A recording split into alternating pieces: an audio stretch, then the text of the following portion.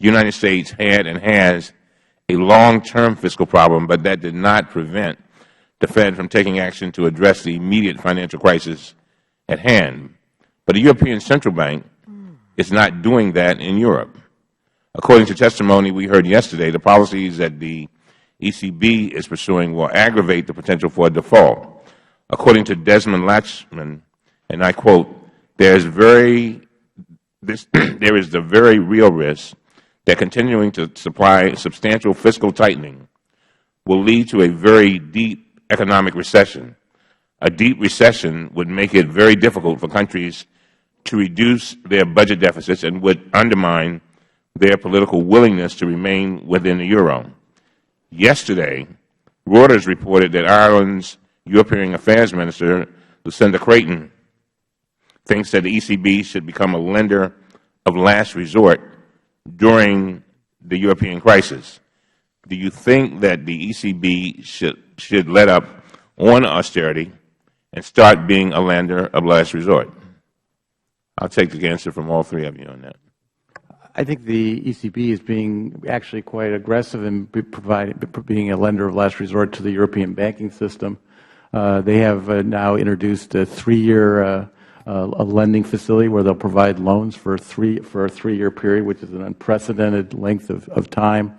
They broadened the collateral eligibility requirements so that it's more easy for European banks to bring collateral to the ECB to get funding. Where the issue is in Europe with regards to the European Central Bank is their ability to buy primary debt issuance from the sovereign countries. And this is prohibited by treaty. It's prohibited by treaty for the ECB to buy the sovereign debt issued by the countries in the primary market. And some people are arguing that they should sort of do it anyway. But Mario Draghi, who is the head of the ECB, points, I think, correctly to the treaty, which prohibited such activity. But I think in terms of backstopping their banks, they are actually providing a lender of last resort function for their banks.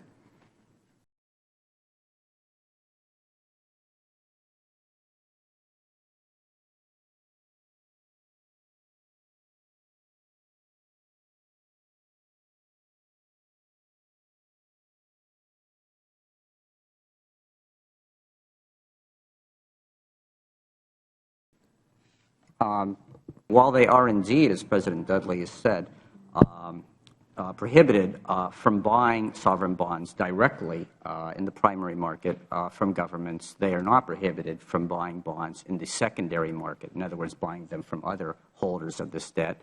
And, in fact, they have been doing so. But a lot of the heavy lifting will have to be done by governments and fiscal authorities in order to fully address the strains on the system. Well, Mr. Kamin, do you think that it will be necessary for the ECB to purchase country bonds to stabilize? Well, they already are purchasing bonds, as I've said, in the secondary market, and that appears to have been helpful to some degree. Mr. Sobel? Congressman, when one works at the U.S. Treasury, one is trained not to talk about monetary policies by other central banks. So even if I agreed with everything my colleagues have said, I would only say that the ECB has played an important role in ensuring European financial stability, and we look forward to it continuing to do so. Just going back to you, Mr. Kamin, do you think the ECB needs to increase the purchases of the country bonds?